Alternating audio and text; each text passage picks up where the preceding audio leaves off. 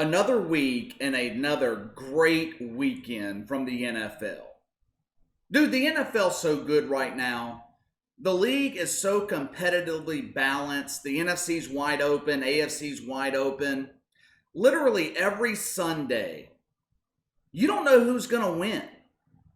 Unless, of course, your team is playing the Jets, Giants, or the Washington team that will remain nameless because I refuse to call them the Washington football team. Other than those three teams, and we're going to get to the NFC East here in just a few minutes, but other than those three teams, 95% of the NFL is pretty much evenly balanced. College football cranked up over the weekend, I guess. I wouldn't know because I didn't watch. Maybe I'm in the minority here, but college football has lost its appeal to me. It's just boring. How can you watch the NFL on Sunday afternoon where damn near every game is decided in the last 2 minutes? And then you tune into college football on Saturday where every game is decided in the first 2 minutes because every game is a blowout. I don't know how people enjoy college football right now. But anyway, let's go ahead and get into what's real and what's fake from this past weekend. And for those of you who are new subscribers, what I do in this segment every Tuesday is I take headlines from the past weekend and I determine which headlines are real and which are fake. And we're going to start this week with Mitchell Trubisky and the Chicago Bears. Mitchell Trubisky has started his last game for the Bears. I'm going to say real here, with a slight caveat though.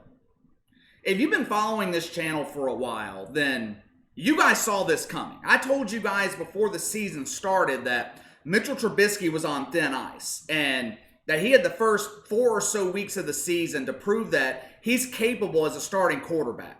I told you guys again after week 1, after he led that comeback win in Detroit, to not get overly excited. Because Mitchell Trubisky played like garbage for 3/4 of that game. It was the same week, too, against the Giants, one of the worst teams in the league. They barely beat them. I got an email from a listener after I uploaded the video before the season talking about Mitchell Trubisky would be replaced by Nick Foles at some point this season. And it was the typical email, "You're a Trubisky hater, you just hate the Bears, wah, wah, wah." I'm not a Trubisky hater. I'm just a realist. The guy sucks, okay? You've got a Bears defense in Chicago that is not getting any younger. You have got to have a quarterback that can win games, not put you in position consistently to lose games. The Bears were lucky the first 2 weeks of the season. I told you guys that they weren't going to win playing at that level they were playing at against the better teams in the NFL. They were well on their way to losing that game against Atlanta with Trubisky leading the offense. Matt Nagy decided he had just seen enough after Mitchell Trubisky threw a drive-killing interception in the third quarter. Hell, I had seen enough last season to know that this guy couldn't get it done. So Matt Nagy's late to the party. Dan Graziano over at ESPN said that Matt Nagy overreacted by yanking Mitchell Trubisky and putting in Nick Foles. Now, how in the hell is it an overreaction when you replace a bum with a Super Bowl winning quarterback? I don't understand that. Now look, Nick Foles isn't a guy that can start on any team in the NFL. He is a system quarterback. We know that. But once he was put in the game, the Bears' offense looked entirely different. They were throwing the ball downfield. Nick Foles scored almost as many points in a quarter and a half that Mitchell Trubisky had scored in the past 6 quarters. Like I said, the Bears have a top 10 defense, but they are aging fast. They're not going to be a top 10 defense forever. You have got to strike while the iron is hot, and you can't keep a starting quarterback that consistently puts you in situations to lose games. The reason that I mentioned that this headline was real with a caveat earlier is because I'm not sure that Matt Nagy is completely done with Mitchell Trubisky. He should be done, but for some reason, Matt Nagy has a soft spot for Mitchell Trubisky. The leash is not long for Nick Foles, and he's prone to bad games. Even though Foles should be the starter the rest of the season, I think we're more likely to see a quarterback carousel this season in Chicago, which is bad news if you're a Bears fan, because that means that you're not going to make the playoffs. All right, up next, Drew Brees is the problem in New Orleans. Fake. I was critical of Drew Brees last week after that ugly loss to the Raiders. He wasn't throwing the ball downfield, didn't against Tampa in week 1 either. He was hesitant in the pocket. He was consistently checking down instead of finding open receivers downfield. And he checked down a good bit on Sunday night against Green Bay. But I thought Drew Brees played well against the Packers. Did he check down at times and miss wide open receivers? Yes. Was it an MVP caliber performance? No. But Drew Brees played well enough for the Saints to win that game. At this stage of his career, he's not going to be able to consistently throw 40 or 50-yard bombs, if he can throw them at all. I was so critical of him the first 2 weeks of the season because of his accuracy. Now, he completed 81% of his passes Sunday night, and it seemed that he was more comfortable throwing 10, 15, 20 yards downfield. He was at least trying to get Emmanuel Sanders involved, something that he wasn't doing the first 2 weeks of the season. I felt like the Saints offensively were in a good rhythm going into halftime and a good portion of the second half. The defense, which I'll get to a bit more in just a second, the defense had just made a huge stop on 4th and 1 at midfield. Game is tied early in the fourth quarter, and the Saints have all the momentum at this point, with the Packers giving Drew Brees a short field. This situation normally is a guaranteed 7 points for the Saints. Except, Sean Payton does what Sean Payton does. And he gets too cute. He outthinks the room. Instead of rolling with his future Hall of Fame quarterback who was in rhythm, on second down, he decides to go with Taysom Hill, who proceeds to fumble the football. At that point, it was game over. Drew Brees is not the problem right now in New Orleans. But the Saints have plenty of other problems we can talk about.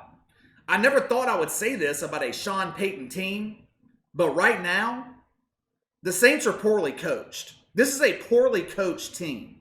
Sean Payton even alluded to that in his post-game press conference Sunday night. One thing about the Saints the past 3 years, they didn't beat themselves, which is why they've won more games since 2017 than any other team in the NFL. But the damn penalties are killing the Saints. And the penalties are happening in game-changing situations, like the 2 defensive penalties on the Packers' final drive that put the game away, put Green Bay up 10 points. The defense in New Orleans, which has been one of the better units in the league the past 3 years, is garbage right now. The pass rush isn't good. They consistently get beat with the deep ball. Marshawn Lattimore went from being one of the best corners in the league to ranking near the bottom. He is god-awful right now in a contract year. All that being said, I think the Saints will be fine. I know they're 1-2, but I think that they're going to be okay. I've said it before. New Orleans has a tendency to get off to slow starts at the beginning of the season. And the lack of a home crowd in New Orleans is killer for this Saints team. It changes the entire dynamic of their home games. Sean Payton made a comment the other day about the Saints not playing as hard because the crowd isn't there. Well, they need to get over that, and they need to get over that quick.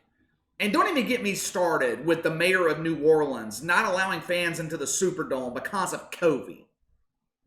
The Saints have a lot of problems right now. But what I saw from Drew Brees Sunday night, he is not the primary problem in New Orleans. All right, up next, the NFC East is the worst division in the NFL. You guys know this is real. You know this is real. We are 3 weeks into the regular season. The 4 teams in the NFC East have a combined 2 wins. 2.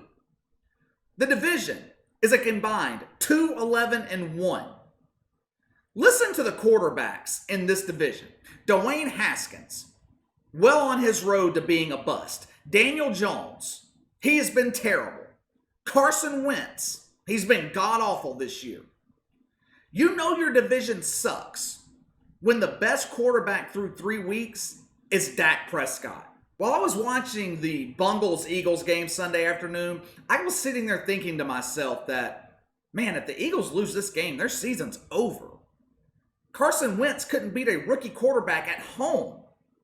But then I remembered, they play in the NFC East. You can go 7-9 in the NFC East and win this division.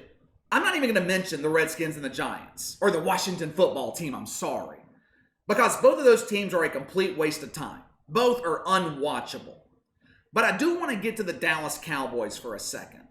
And one of my favorite topics on this channel, one of my favorite punching bags, Dak Prescott. The Dak fanboys were out in full force on Twitter Sunday afternoon. Dak's thrown for 472 yards. It's his second consecutive 400-plus yard passing game. I'm going to say this again to all of you Dak fanboys out there. Dak Prescott is a stat stuffer. Oh, he's an amazing quarterback when there are no expectations. Dak Prescott's real good when the Cowboys are trailing by 15 or 20 points and the opposing defense goes into prevent and the receivers are wide open. But with the game on the line, what happened? What happened? He threw an interception. You could have seen it coming from a mile away because that is what Dak Prescott does when the pressure is on. Remember the game last season in Philadelphia? I believe it was week 16. All Dak had to do was beat a banged-up Eagles team and the Cowboys win the division. He was god-awful in that game. Just like he was god-awful most of the game against Atlanta. Just like he was awful most of the game against Seattle. Dallas was down 15 points in the third quarter, but the game should have never even been that close. Russell Wilson threw a bomb to DK Metcalf in the first half. Easy touchdown. But Metcalf, he pulled his best Leon Lett impression from the 90s, started showing off before he reached the end zone, and then fumbled the ball out of the end zone, resulted in a touchback. Seattle, they should have been up 21-22 points. The bottom line is, all 4 teams in the NFC East suck. But someone is going to have to win this division by default. I'm not high on the Eagles right now, but I still think they have the better quarterback. Even though they've shown no signs of life through 3 weeks, I think this is the Eagles' division to lose. All right, up next. Wide receivers are expendable. Fake. Now this topic, this is more of a notion in the NFL that wide receivers are expendable, replaceable. All you need is a great quarterback. A good enough quarterback, he can turn a receiver into Randy Moss or Jerry Rice, right?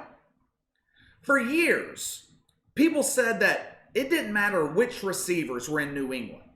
As long as they had Tom Brady, they were Super Bowl favorites. It was the same in New Orleans with Drew Brees. Before Michael Thomas, the best receiver that Drew Brees had in New Orleans was Marcus Colston, a 6th-round draft pick out of Hofstra. So there's this notion in the NFL that wide receivers just aren't as important. Well, 2 quarterbacks, 2 teams in the NFL are finding out the hard way that it's probably not a good idea to trade a superstar wide receiver. This season is over for both the Minnesota Vikings and the Houston Texans. 2 teams with something in common. They both traded their star receivers over the offseason, and they are paying dearly for it right now.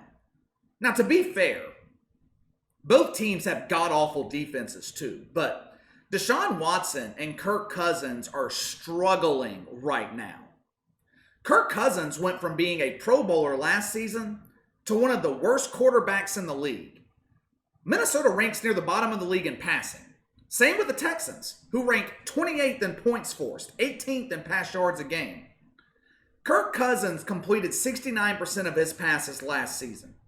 This year, he is down 10 percentage points. He's already thrown as many interceptions this year as he did all of last season. And Deshaun Watson, he's not faring much better. Their teams traded away their security blankets. The Vikings, they traded away Kirk Cousins' deep threat, Stephon Diggs. And anytime Deshaun Watson was in trouble last season, scrambling in the pocket, trying to keep a play alive, who was he looking for downfield? DeAndre Hopkins. Neither one of those guys had that luxury anymore. And neither one of these teams have an offensive identity. They both lost the ability to attack defenses deep. And to be honest with you, I don't think either team has the talent at receiver to fix the issue, which is why it was ridiculous for them to trade Diggs and Hopkins. And look at what Stephon Diggs and DeAndre Hopkins are doing with their new teams. Hopkins has Kyler Murray playing at a Pro Bowl level. Arizona's 2-1. Stephon Diggs, he has added a new dimension to the Bills' offense. The Bills are sitting at 3-0 and are one of the best teams in the AFC. And speaking of the Bills, let's get to Josh Allen real quick. Next headline. Josh Allen is an MVP candidate. Real. I know Russell Wilson is leading the MVP conversation right now, but Josh Allen is a close second in my opinion. I know we're only 3 weeks into the season, and I know that 2 of Buffalo's wins came against the Jets and the Dolphins, 2 scrub teams. And the Jets are so bad, most people wouldn't even count that win. But Josh Allen is developing right before our eyes. And if he continues to play at this level, he's going to be a top 5 quarterback in the NFL. I was high on him last year. Yes, he makes mistakes that young quarterbacks tend to make. He needs to clean up the fumbles in the pocket. But he is a big quarterback who is a dual threat. He can pass, he can run. He has a cannon for an arm. So Stephon Diggs complements him perfectly. The biggest improvement that I have seen this year in Josh Allen, he's not forcing things anymore, especially like he did last year. He's letting the game come to him, taking what the defense gives him. He's patient. He isn't forcing the ball to receivers. All of those things sound simple, but they're hard for a young quarterback to learn. Check out some of these stats on Josh Allen. He is the first quarterback since 1950 to pass for over 1,000 yards, 10 touchdowns, and 2 rushing touchdowns through the first 3 weeks of the year. He has 7 game-winning drives since last season, most in the NFL. The dude is clutch. The Rams are a good team. Josh Allen blitzed that defense. The Bills were up 28-3. Now, some people will say that the Bills should have lost that game, and maybe they should have. But look, sometimes the worst thing for any NFL team is to build a big lead early, because the defense slacks up, the offense starts playing conservative, and we see leads evaporate in the NFL all the time because of this. Just last, the Atlanta Falcons. Now, some people will say that the officials gave the game to the Bills because of the pass interference call. Now, it was a horrible call, but Josh Allen put the Bills in position to get that kind of a call in the first place. He was dynamic throughout that 2-minute drill that won Buffalo the game. I'm not crowning Josh Allen just yet. We still have a long way to go. He's still unproven. Let's see what he looks like against Bill Belichick and the Patriots, or the Chiefs in a couple of weeks. But he has vastly improved over the offseason. And I think the Buffalo Bills are the favorites to win the AFC East. All right, that's all for today. I know there's a lot of stuff that I missed. I'll have more to come this week. We're going to get to Sam Darnold and the Jets. Probably do a video talking about whether or not it is time to start considering Sam Darnold a bust. The Jets, dude, the Jets are god-awful. I feel bad for Sam Darnold. We'll get into that. We'll get into the NBA Finals coming up this week.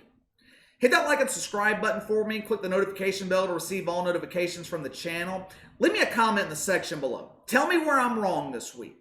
Is Drew Brees the problem in New Orleans? Is Mitchell Trubisky? Is his career over in Chicago? Don't try and argue with me about the NFC East. They're the worst division in the NFL. There's nothing that you can say to dispute that fact. So don't waste your time. But everything else, let me know your thoughts. You can follow me on Twitter at KC_BTL84. Have any questions, topic you'd like me to discuss, you can email me at BTLKC84@gmail.com. I'll see you guys next time.